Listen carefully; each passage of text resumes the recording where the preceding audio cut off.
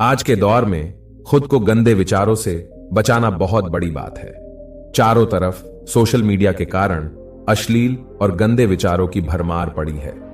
इन विचारों का शिकार हर कोई होता है और हमारा अवचेतन मन ऐसे विचारों को तुरंत ग्रहण कर लेता है। क्या अपने दिमाग को इस अश्लील विचारों से बचाया जा सकता है?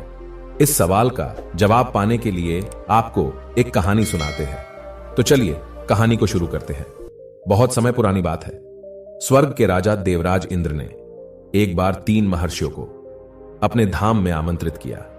इनके बारे में कहा जाता था कि यह ऐसे महान संत थे जो तमाम मन के भ्रमों से पूरी तरह मुक्त थे, क्योंकि उन्हें लगा कि यह तपस्वी संत यदि पूर्ण सिद्ध हो गए तो उनका सिंहासन जाना तय है।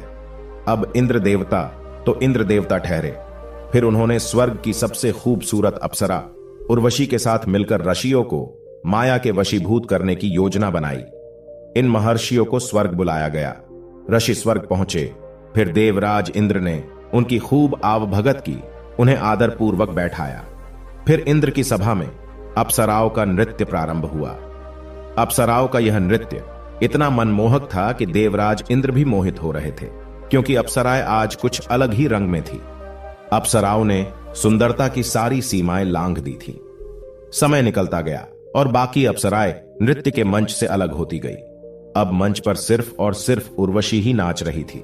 उर्वशी ने अपने सौंदर्य का जाल फैलाना शुरू किया। वह एक एक करके अपने वस्त्र निकालती जा रही थी।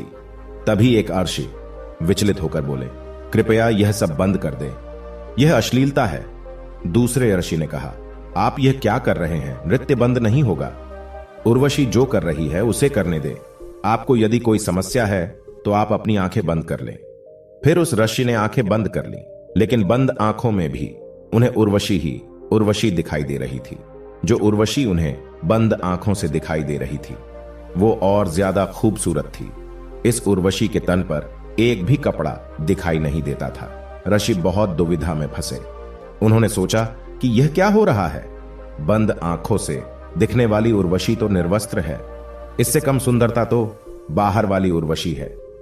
इधर बाहर वाली उर्वशी भी सारी सीमाएं लांघ रही थीं। उर्वशी ने अब अपने प्रदर्शन की पराकाष्ठा प्रदर्शित की। अब उसके बदन पर एक भी वस्त्र नहीं रहा। इससे दूसरे ऋषि भी विचलित हो गए और कहने लगे, यह तो पराकाष्ठा है, मैं इसे सहन नहीं कर सकता, यह सब बंद किया जाए। तब तीसरे ऋषि बोले, यदि आपको ज्यादा समस्या है तो आप अपनी आंखें बंद कर लीजिए, लेकिन यह नृत्य बंद नहीं होगा। दूसरे ऋषि ने भी आंखें बंद कर ली, लेकिन बंद आंखों से उन्हें उर्वशी का वो रूप दिखाई दिया जो जीती जागती उर्वशी से ज्यादा सुंदर थी। बाहर वाली के तन पर कुछ कपड़े तो थे। दूसरे ऋषि बहुत विचलित हुए। इधर तीसरे ऋषि उर्वशी का नृत्य ध्यानपूर्वक से देख रहे थे। पिता के वीर्य और माता के गर्भ के बिना जन्मी पौराणिक पात्रों की उर्वशी ने अब सारी सीमाएं लांघ दी और अब उसके तन पर कोई कपड़ा नहीं था। तीसरे ऋषि तब भी विचलित नहीं थे और वह बहुत ध्यान से नृत्य को देख रहे थे। अब उर्वशी अचंभित थी कि आखिर इस अवस्था में मुझे नाचते हुए देखने के बावजूद भी तीसरे ऋषि विचलित क्यों नहीं है? ऋषि बड़े ध्यान से देख रहे थे। उनके मन में ख्याल था कि शायद और कुछ भी होगा जो उर्वशी उतारेगी। शायद उर्वशी अपनी चमड़ी उतारेगी। मैं देखूं तो सही, आखिर इस चमड़ी के अंदर और क्या है? उर्वशी के पास अब उतारने के लिए कुछ भी नहीं था। वह हैरत में थी कि इस अवस्था में भी वह ऋषि को विचलित नहीं कर पाई। कि दुनिया में पहला ऐसा व्यक्ति देखा जो इस अवस्था में देखकर भी शांत और सहज है। वह ऋषि के सामने नतमस्तक हो गई। गंदगी दृश्य में नहीं होती है, बल्कि हमारी आंखों के पीछे मौजूद हमारी अंतर्दृष्टि में होती है।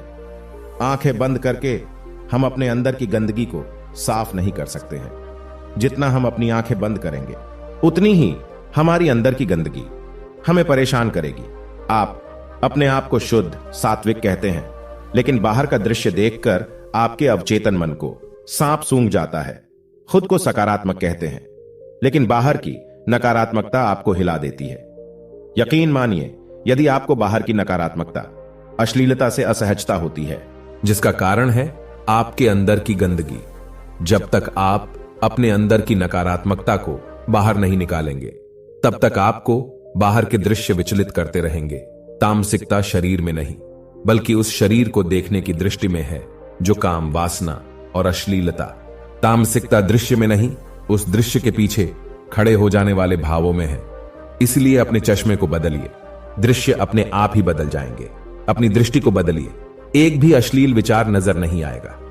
ठीक उस तीसरे ऋषि के लिए सब कुछ सत्य था, इसलिए वह विचलित नहीं हुए। जो डगमगा गए वह ऋषि अब भी इस विशाल संसार में भटक रहे हैं।